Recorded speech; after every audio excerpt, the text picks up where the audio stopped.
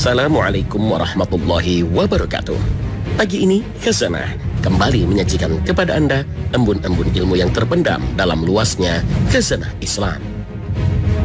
Ibnu Katsir menjelaskan bahwa saat di surga, Allah Subhanahu wa Ta'ala telah membolehkan untuk Adam dan istrinya Hawa memakan seluruh buah-buahan di surga kecuali dari satu pohon saja.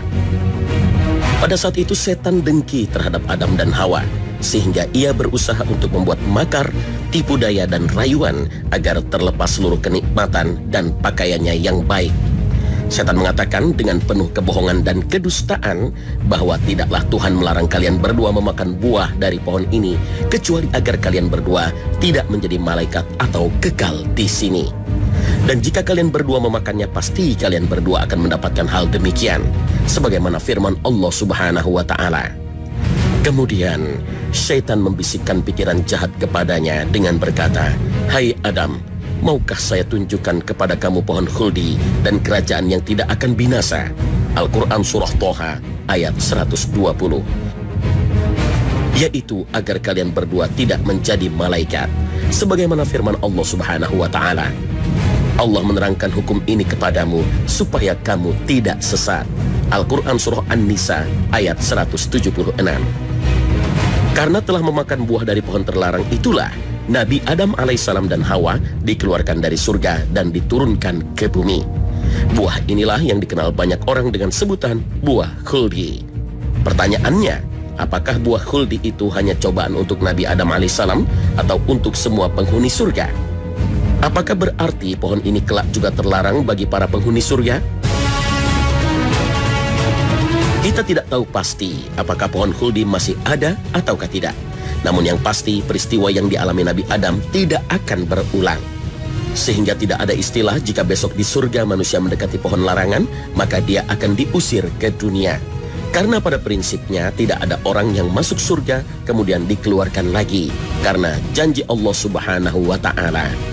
Sesungguhnya orang-orang yang bertakwa itu berada dalam surga, taman-taman, dan di dekat mata air yang mengalir. Dikatakan kepada mereka, masuklah ke dalamnya dengan sejahtera lagi aman. Dan kami lenyapkan segala rasa dendam yang berada dalam hati mereka. Sedang mereka merasa bersaudara, duduk berhadap-hadapan di atas dipan-dipan. Mereka tidak merasa lelah di dalamnya, dan mereka sekali-kali tidak akan dikeluarkan dari surga. Al-Quran Surah Al-Hijr ayat 45 hingga 48. Di samping itu, Allah juga menjanjikan penduduk surga akan diberi keistimewaan mendapatkan apapun yang mereka inginkan. Di surga kalian mendapatkan apapun yang diinginkan jiwa kalian, dan kalian mendapatkan apa yang kalian minta sebagai balasan dari Zat yang Maha Pengampun lagi Maha Penyayang. Al-Quran Surah Fussilat ayat 31 hingga 32. Lalu seperti apa pohon terlarang itu? Memang para ulama banyak yang berbeda pendapat. Ada yang menyebutnya seperti anggur, seperti gandum, dan lainnya. Bahkan ada ulama yang menyebutkan boleh jadi pohon terlarang itu adalah pohon tuba. Batangnya terbuat dari emas, sangat besar, lebat, rindang, dan sangat indah. Saking besar dan lebatnya, Rasul mengilustrasikan bahwa seorang penunggang kuda paling cepat pun jika sudah ada di bawahnya tidak akan mampu melampaui dan keluar dari naungan pohon ini sekalipun jalanan 100 tahun. Nabi SAW menyebut namanya dengan pohon tuba. Saat ini kita tak bisa melihat pohon yang menakjubkan ini karena memang tidak kita dapatkan di muka bumi. Rasul SAW menginformasikan bahwa pohon tuba hanya tumbuh di surga. Dari pohon inilah pakaian para penduduk surga dibuat. Kabar baiknya, pohon ini diperuntukkan bagi kita, umat Nabi Muhammad SAW. Namun dengan catatan, mereka yang mendapatkannya adalah orang yang senantiasa memperbaiki dirinya, sibuk dengan aib dirinya daripada mengurusi aib orang lain, dan orang-orang yang banyak beristighfar. Memang tidak ada urgensinya apakah pohon tuba itu memang pohon khuldi atau memang pohon tersendiri dengan keindahan tiada tara. Yang terpenting adalah orang yang dijanjikan Allah masuk surga dari umat Muhammad SAW akan mendapati pohon tuba yang amat sangat indah ini dan pasti akan menikmatinya. Wallahu a'lam.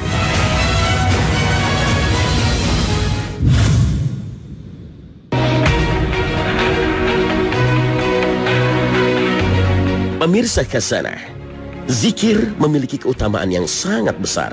Ada zikir yang manfaatnya bisa melindungi kita dari berbagai gangguan dan penyakit. Dengan berzikir juga bisa mendapatkan manfaat dunia dan akhirat. Masalahnya, kenapa kita biasa merutinkan zikir, misalnya zikir pagi dan petang, namun tak juga berpengaruh pada diri kita? Sudah melakukan berbagai zikir tapi musibah masih saja menghampiri kita. Apakah ada yang salah dari zikir kita? Syekh Abdul Aziz bin Marzuq At-Tharifi menjelaskan, zikir punya keutamaan beragam. Sampai-sampai Al-Hafiz Ibnul Qayyim menyebutkan sampai 64 keutamaan berzikir dalam kitabnya Al-Wabilus Sayyib. Namun faedah atau keutamaan zikir tersebut ada yang mendapatkannya, ada pula yang tidak mendapatkannya. Mengapa? Ini semua tergantung bagaimanakah cara ia membaca zikir dan tergantung sejauh mana ia menghadirkan hatinya.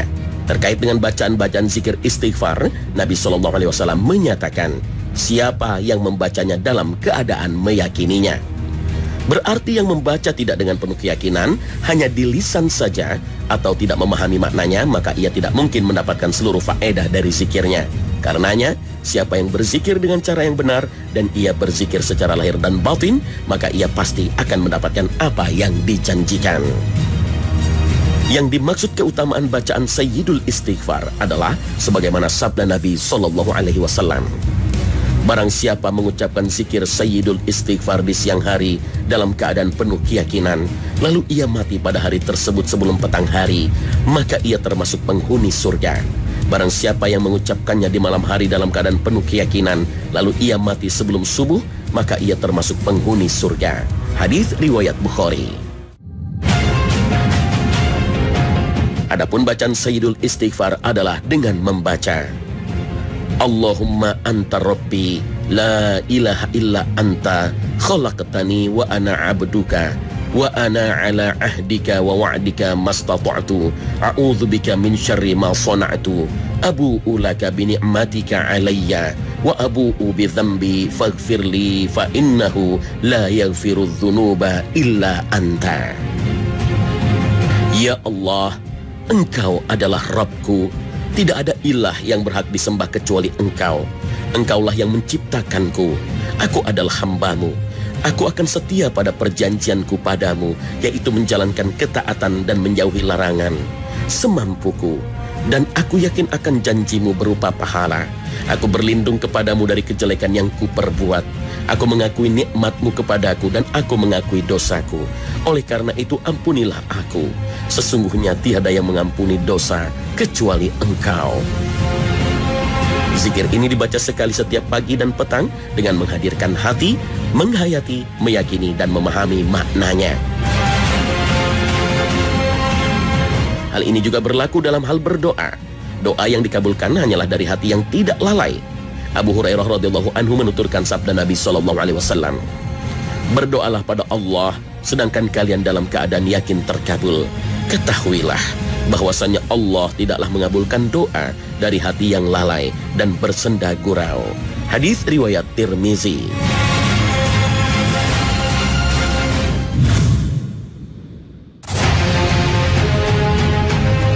Pemirsa Khazanah, terkadang ada di antara kita yang sholat berjamaah dan imamnya masih belum balik atau masih anak-anak. Di dalam rumah tangga misalnya, seorang ibu atau ayah bermakmum pada anaknya yang masih anak-anak dengan maksud untuk pembelajaran. Masalahnya, apakah bermakmum pada anak kecil yang belum balik itu dibenarkan dalam syariat sholat? Prinsip dasarnya dalam urusan sholat jamaah adalah apabila imamnya sah dalam melakukan sholat. Bila sholatnya imam sah, maka sah pula berjamaah sholat tersebut. Sebaliknya, bila sholat imam tidak sah, maka tidak sah pula jamaah itu. Sholatnya seorang anak kecil yang belum balik sebenarnya sah-sah saja. Sebab syarat sah sebuah sholat tidak bergantung apakah seseorang sudah balik atau belum. Balik adalah syarat wajib, bukan syarat sah. Syarat wajib dengan syarat sah berbeda. Maksud dari syarat wajib adalah apabila syarat-syarat itu sudah terpenuhi, maka yang bersangkutan jadi wajib hukumnya untuk melakukan sholat atau ibadah lainnya. Dan sebaliknya, bila syarat wajib belum terpenuhi, maka yang bersangkutan tidak wajib atau belum diwajibkan untuk melakukan ibadah tersebut. Kondisi seorang anak yang belum balik menunjukkan bahwa dirinya sebenarnya belum lagi diwajibkan untuk melakukan sholat. Kalau dibilang belum diwajibkan, berarti seandainya dia tidak mengerjakannya, maka tidak ada dosa baginya. Berarti hukumnya cuma sunnah. Seandainya tidak dikerjakan, tidak mengapa. Tapi kalau dikerjakan, sebagaimana makna sunnah, dia akan dapat pahala. Sedangkan yang dimaksud dengan syarat sah adalah syarat-syarat yang harus dipenuhi agar sholat itu menjadi sah untuk dikerjakan. Misalnya, menghadap kiblat, suci dari najis, suci dari hadas kecil dan besar, sudah masuk waktu, menutup aurat, dan seterusnya. Tapi urusan sudah balik atau belum, ternyata tidak termasuk dalam syarat sah. Jadi kalau ada anak kecil melakukan sholat fardu dengan melengkapi syarat wajib, rukun, dan kewajibannya, maka sholatnya sah. Walaupun jatuhnya bagi dirinya bukan wajib, melainkan menjadi sholat sunnah. Sementara itu bermakmum dengan imam yang sholatnya sholat sunnah, sementara makmumnya berniat sholat fardu, dibenarkan dan dibolehkan dalam syariat. Dengan demikian, keimanan seorang anak kecil yang belum balik atas makmum yang sudah balik tidak menjadi masalah. Hukumnya tetap dianggap sholat berjamaah. Dari Jabir bin Abdullah bahwa Amr bin Salamah radhiyallahu anhu berkata, "Aku telah mengimami sholat jamaah di masa Rasulullah SAW, sedangkan usiaku saat itu baru 7 tahun. Hadis riwayat Bukhari. Dan menurut ulama dalam mazhab Asy-Syafi'i, bahkan meski sholat itu sholat Jumat, tetap sah bila diimami oleh seorang anak kecil yang baru menginjak balik, meski kurang disukai. Memang ada sebagian ulama yang melarang kita untuk bermakmum pada anak kecil. Berdasarkan riwayat Al-Asram dari Ibnu Mas'ud dan Ibnu Abbas radhiyallahu anhuma yang menyebutkan, janganlah seorang anak kecil mengimami sholat jamaah kecuali setelah bermimpi. Sehingga kalangan mazhab Hanafi disebutkan tidak sah bila anak kecil menjadi imam sholat, baik sholat fardu ataupun sholat sunnah. Sedangkan ulama di kalangan mazhab Malik dan Hanabilah yang tidak sah hanya untuk sholat fardu, sedangkan untuk sholat sunnah hukumnya sah. Wallahu a'lam bishawab.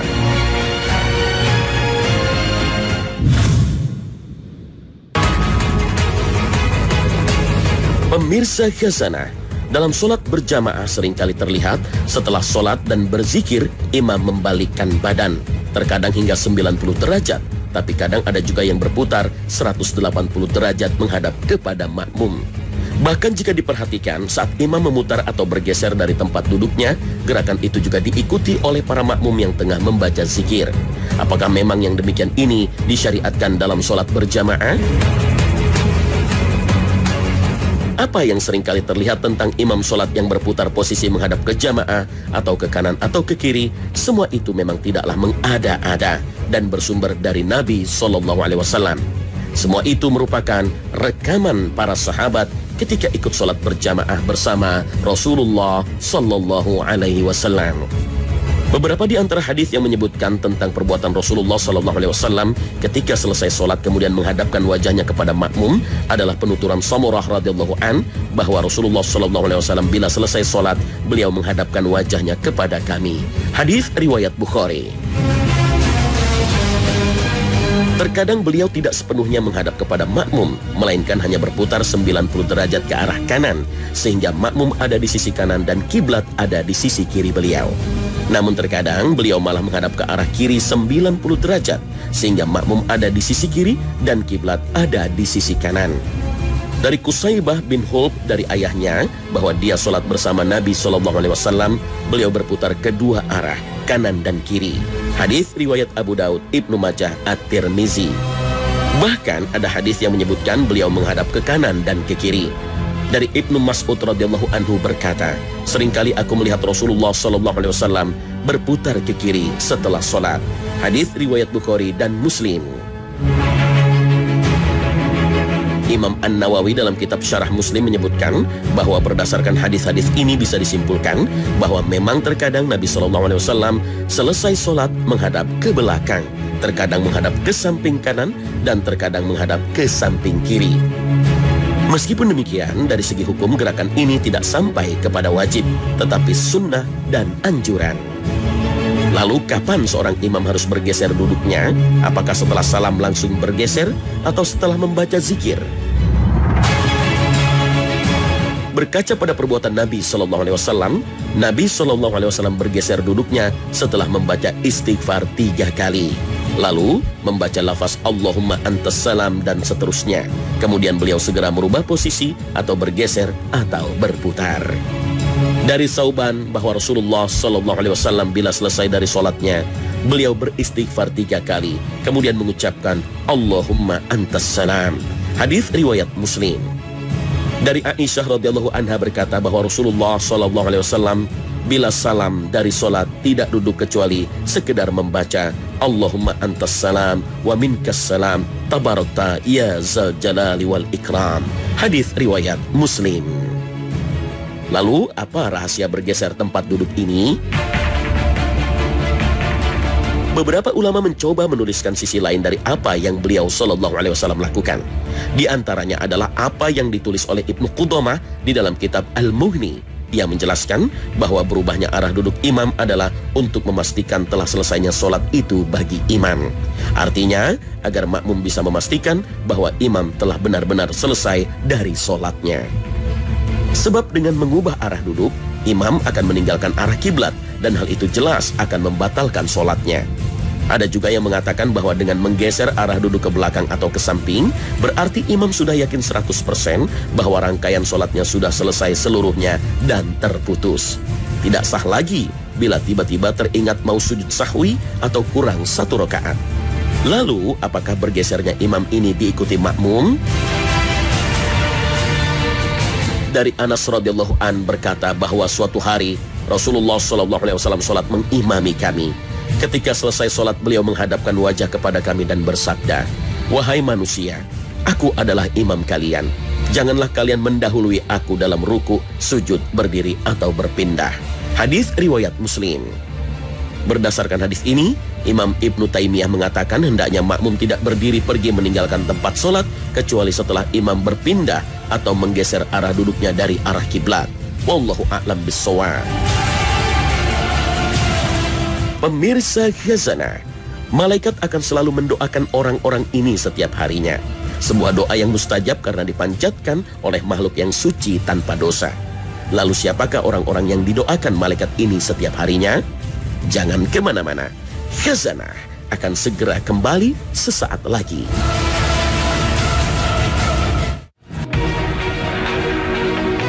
Pemirsa Khazanah, karakter seseorang memang berbeda-beda dalam mengeluarkan hartanya. Ada yang begitu dermawan dan senang memberi, ada pula yang mengaku hemat dan mengeluarkan harta hanya untuk kepentingan pribadi. Bagi tipe yang kedua ini, mengeluarkan harta untuk orang lain adalah hal yang sulit. Tidak heran jika pada akhirnya mereka dijuluki si pelit. Sifat pelit ini memang membuat risih dalam pergaulan sehari-hari. Jangankan untuk orang lain, untuk kepentingannya sendiri pun mereka enggan untuk mengeluarkan hartanya. Sifat ini tidak hanya membawa petaka dalam pergaulan bermasyarakat, karena ternyata malaikat Allah juga tidak menyukai sifat ini. Bahkan setiap pagi, makhluk Allah yang tercipta dari nur atau cahaya ini turun ke bumi untuk mendoakan manusia. Malaikat-malaikat itu tidak hanya berdoa untuk mereka yang dermawan saja, namun juga mendoakan orang yang pelit. Tapi isi doanya sangat berbeda. Bagi si dermawan, malaikat mendoakan agar Allah menambah hartanya. Namun bagi si pelit, malaikat meminta agar hartanya dilenyapkan saja. Hal ini dijelaskan Rasulullah SAW dalam hadis riwayat Muslim. Rasulullah SAW bersabda, "Tidaklah seorang hamba memasuki waktu pagi pada setiap harinya, kecuali ada 2 malaikat yang turun. Salah satunya memohon, 'Ya Allah, berikanlah ganti bagi dermawan yang menyedekahkan hartanya.' Dan satu lagi memohon, 'Ya Allah, musnahkanlah harta si bakhil.' Hadis riwayat Muslim. Bukankah doa ini sangat mengerikan? Dan tentunya doa yang diucapkan oleh makhluk yang suci tanpa dosa sangatlah dikabulkan Allah Subhanahu wa ta'ala. Terkadang manusia terjebak dalam sifat yang dianggapnya sebagai hemat. Tidak masalah jika demikian, asalkan jangan menjurus ke sifat pelit. Hemat dan pelit tentu berbeda. Berhemat merupakan sikap kehati-hatian dalam menggunakan harta, sedangkan pelit berarti enggan mengeluarkan uangnya untuk hal yang bermanfaat sekalipun. Orang hemat dapat mengendalikan hartanya, sedangkan orang pelit dikendalikan oleh hartanya. Dalam benak orang pelit, kebahagiaan hanya tertumpu pada banyaknya uang yang berhasil dikumpulkan. Sedangkan orang hemat tidak akan membiarkan uang jadi tumpuan kebahagiaannya. Jika kita jujur, bahkan orang pelit pun tidak suka dengan orang lain yang juga pelit. Wallahu a'lam.